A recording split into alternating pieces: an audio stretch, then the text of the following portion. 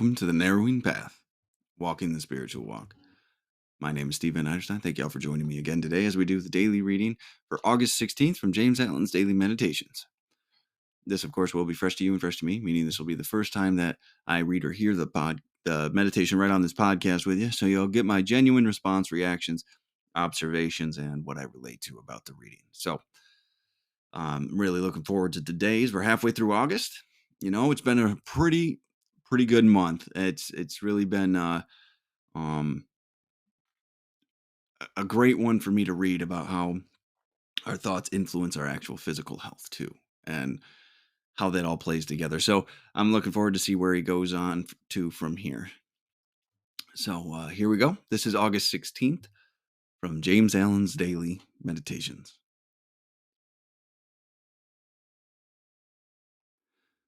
Order your thoughts, and you will order your life. Pour the oil of tranquility upon the turbulent waters of the passions and prejudices and the tempests of misfortune, however they may threaten, will be powerless to wreck the bark of your soul as it threads its way across the ocean of life. And if that bark is piloted by a cheerful and never failing faith, its course will be doubly sure, and many perils will pass it by which would otherwise attack it. By the power of faith, every endearing work is accomplished. Faith in the Supreme, faith in the overruling law, faith in your work and in your power to accomplish that work. Here is the rock upon which you must build if you would achieve, if you would stand and not fall. Follow, under all circumstances, the highest promptings within you. Wow.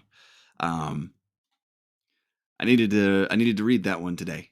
Honestly, I just got done talking with somebody about having faith and walking in faith, and how we have to choose to have faith, right? And how that guides us and directs us, and that's exactly what this is about. And talk about, well, there is no coincidences, I do believe. So it's what I needed to hear today, and I'm grateful that this is what it's on. So here we go. We'll do it line by line. Order your thoughts, and you will order your life. Right? It starts all in the mind. It starts with our thinking. Well, actually, all of our perceptions and actions are our thought first, and our thoughts are born from our hearts, from our souls. Right? Are we coming from a place of selfishness and fear? Are we coming from a place of service and love? Right? And when we come from that place, it prioritizes and orders our thoughts, right? And we make the appropriate adjustments. We make the appropriate or take the appropriate actions. When we order our thoughts, you'll order your life. Things will fall into place. And that's been my entire experience of recovery and sobriety and spirituality. When I start thinking right and I start taking the right actions, right, the rest of life kind of falls into place. I can get in my own way quite a bit. I've proven that time and time again. But the reality is, if I have a little faith and I practice the principles that we're taught, that we talk about, and live a spiritual life, and continue to grow in that spiritual life, things just kind of work out. So I love this line. It opens with, pour the oil of tranquility upon the turbulent waters of the passions and prejudices, and the tempests of misfortune, however they may threaten, will be powerless to wreck the bark of your soul as it threads its way across the ocean of life. I mean, just that opening phrase, pour the oil of tranquility upon the turbulent waters of the passions and prejudices. So take the tranquility and the peace that living spiritually and being connected to that God of your understanding, whatever it may be, whatever you might call it, however you might practice it. Take that peace that you find and pour it on your emotions, pour it on your prejudices.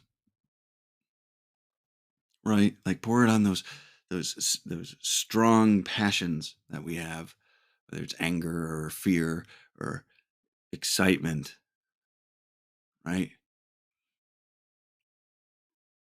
Temper those. You'll be amazed what can happen. Well, he tells you what can happen here, right? However, they may threaten. Okay, and the tempests of misfortune. So all the bad luck, all the bad circumstances, however they may threaten, will be powerless to wreck the bark of your soul as it threads its way across the ocean of life. Right. So if we stick to this course, if we stick to this way of living, if we stick to this way of life, we'll navigate this world more effortlessly than we realize. And my thinking can get in the way. My selfishness, my self-centeredness, my um, service to myself can get in the way. But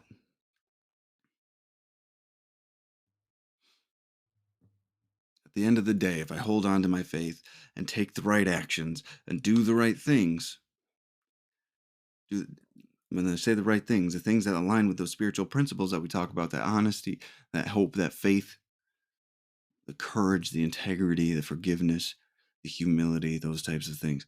When I can do that,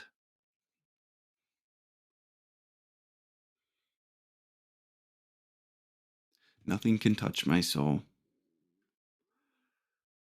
I will navigate those treacherous waters that we have to go through in life. And then it goes on here to say, and if that bark be piloted by a cheerful and never failing faith, its course will be doubly sure. Right? So we apply these principles in our lives, and then we take and we practice faith as every day, every moment.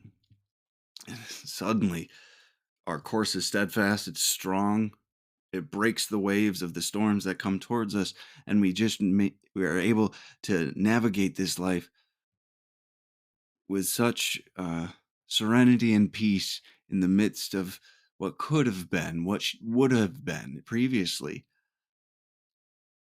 a tumultuous storm. I think, did it say the word tumultuous here? I think it does somewhere. That's why it's on the top of my mind. But faith, spiritual living, and your soul will walk through these things. And it might be hard, it might be sorrowful, but at the end of the day, it will come out with the right circumstance, with the right where you're supposed to be, right? You'll end up in a place that you're way better off than you ever thought you could be. That's been my entire recovery. That's been my entire life after getting sober. It's been what a blessing and a joy it is.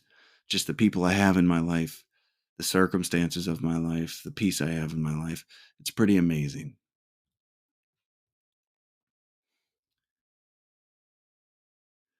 Well, doubly sure, and many perils will pass it by which would otherwise attack it. Right. So just because of our faith, because of our spiritual living, like, there's some things that just that don't even intrude on us, that don't even come into the frame of our journey anymore, right?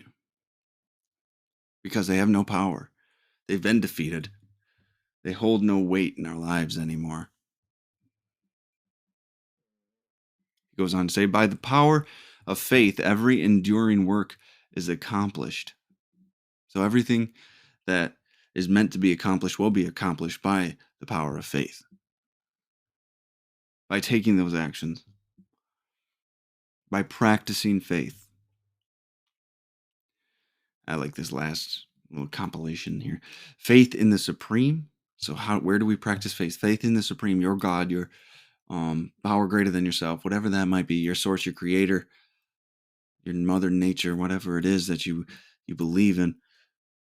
Faith in the overruling law. Faith that justice will always prevail. What you put into the world, you will get out. It just might take a little bit of time. You might have to zoom out a little bit to see it. Patience. Faith in your work. faith in what you're doing, faith in how you're helping people, and in your power to accomplish that work. The belief in yourself that if you're doing and being of service, faith that it's you that's supposed to be accomplishing it. You're in the right place at the right time. Take those actions and have faith in it.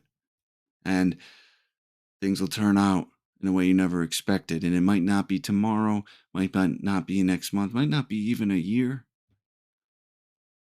But faith is meant to be practiced.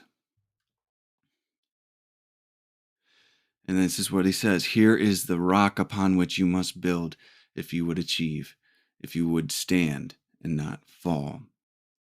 Faith in these things, faith in supreme, faith in the overruling law, the law of love, the law of justice, the law, all of these things that we talk about on this podcast, right?